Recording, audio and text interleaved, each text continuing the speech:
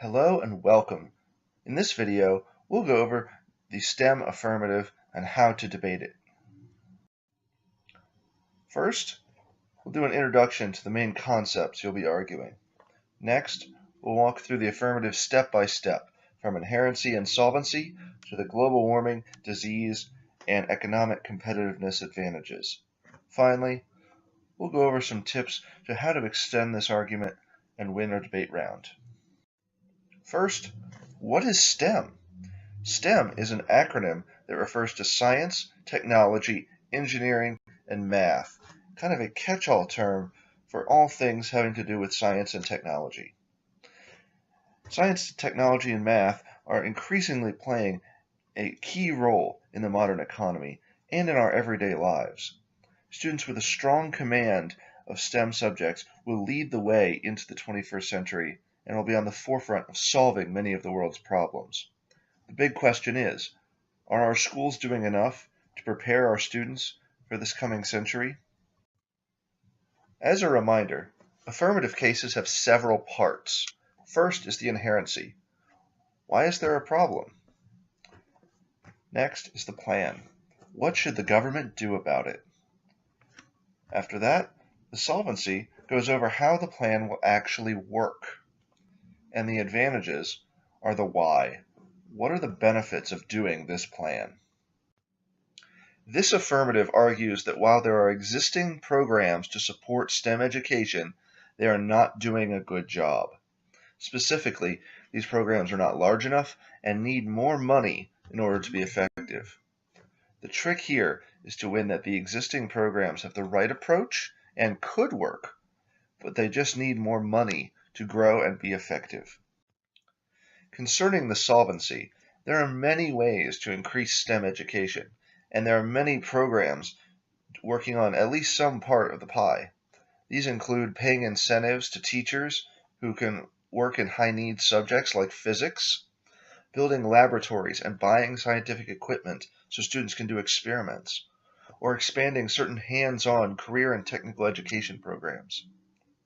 Reading your solvency evidence and choosing a few programs that you can describe as examples of what the affirmative does, such as Perkins grants, for example, will give you a leg up against the competition. It will make you look knowledgeable in cross-examination and impress the judge with your topic knowledge. So why do the plan? First is the clean tech advantage. First, the uniqueness. The United States needs more clean technology now in order to fight global warming. Some examples of clean technology include solar panels, hybrid cars, and wind turbines. These are alternatives to what the United States currently uses to generate our energy, such as oil, coal, and other less carbon-friendly sources. The link story is simple. Increasing funding for K-12 STEM programs prepares students to study STEM fields in college and beyond, in degrees such as chemistry and physics that are needed to produce new clean technologies that can fix global warming. These technologies need to be invented, tested, built, and maintained by knowledgeable people, and the affirmative can train those people for these new jobs. Now, don't forget the impact. Global warming is real, man-made, and will cause ecological collapse and global instability. Being able to explain the how of global warming is very important, so brush up on some of your science. It is important to remember impact calculus as well. Talk about the time frame, about how it is happening now, the magnitude, about how it will change society as we know it, and the probability, because of how strong the scientific consensus is on global warming. The second advantage of this affirmative discusses diseases. First is the uniqueness. The risk of disease is increasing now. This evidence refers to globalization, climate change, a lack of drugs, and mutations as emerging risk factors about why disease is becoming a greater risk in the status quo. The link story is pretty simple. STEM graduates will work for pharmaceutical companies and research labs to invent cures and produce vaccines. This link is both the literal STEM students going on to research careers and producing these new technologies, but also includes a signal sent to pharmaceutical companies that more research is needed. The impact scenario is pretty simple. Diseases are bad and will kill millions of people if left unchecked. It's always important to do impact calculus, referring to your evidence. The time frame of a disease could be very rapid, and with multiple risk factors, such as from the uniqueness evidence, the probability is very high. This will dwarf previous diseases, and we're underprepared, could be several magnitude arguments. The third reason you should vote for this affirmative is economic competitiveness. The uniqueness argument says that the United States is at risk of falling behind our economic competitors now. This idea of competitiveness is a measurement built on a number of factors, including educational achievement. This is measured by comparing students from countries across the world. The link debate talks about how STEM education is needed to create workers and industries for the future, and that well-trained STEM workers will keep the United States ahead of the competition and support the evolving economy. If you have examples of how STEM workers can work and push this new economy forward, you'll look really smart in cross-examination. Lastly is the impact. U.S. economic weakness would encourage war and instability across the globe. Think about the role the United States plays in the world to maintain the current system of governance, trade, and security, and then imagine a world where we no longer have the economic resources to pay for such a position. Remember your impact calc: magnitude, time frame, and probability. So let's talk about debating this affirmative. First, you'll read the first affirmative constructive. Make sure you actually read it all the way through before the tournament to make sure you can get to all of it. If you can't, remove an advantage or highlight the evidence down, making sure you keep the key points to make sure you can get to all the parts you need during your speech.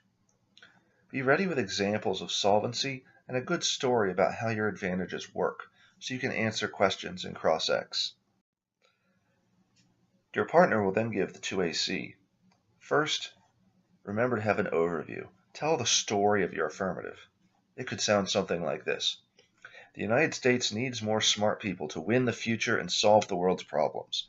STEM education will put us on the right track to build a strong economy, prevent disease, and fix global warming. Next, you should answer the first negative constructive. Extend the broad thesis of each piece of your affirmative case, referencing their evidence, and answer any arguments the first negative constructive might have made. Read more evidence only if you have to, or if you want to add more offense. Remember to hit all pieces of your affirmative, including inherency, solvency, and the advantages. Remember, it's never too early to start doing some impact calc.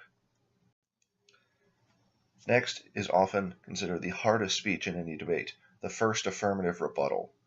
First, tell the story of your affirmative. Extend that 2-sentence overview.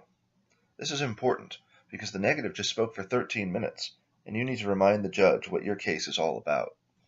Answer any inherency and solvency arguments made in the block. You need to prove that your affirmative is still needed and will work.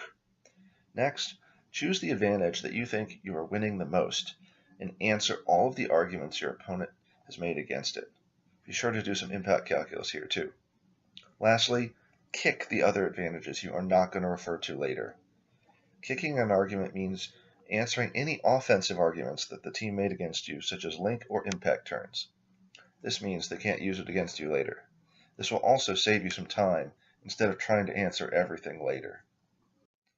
Lastly, the second affirmative rebuttal. Tell the story of your affirmative. Focus on the advantage you're still going to focus on after the 1AR. Answer 2NR arguments on inherency and solvency, and then answer 2NR arguments against your remaining advantage. It's important to know why we're passing the plan. Lastly, do some impact calculus. Explain why the affirmative is more important than not doing anything and worth doing even if there are negative consequences. Sell the judge on why you should win. When you move up to the JV division, the plan text of the affirmative must remain the same, which gives the negative some predictability. This means that you still have to argue that the United States should increase funding for STEM programs in the United States. However, You can do new research to improve your arguments and add new scenarios. New solvency arguments can make your affirmative case more specific and avoid negative arguments.